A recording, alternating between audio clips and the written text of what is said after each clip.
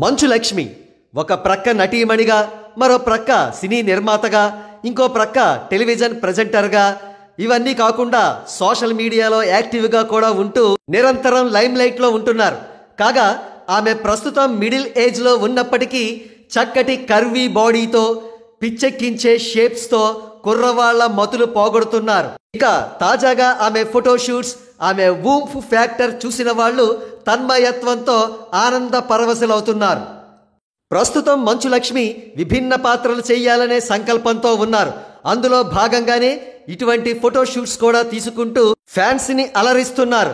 కాగా ప్రస్తుతం మంచు లక్ష్మి ఆది పర్వం అనే ఒక హారర్ థ్రిల్లర్లో నటిస్తున్నట్లు తెలుస్తోంది.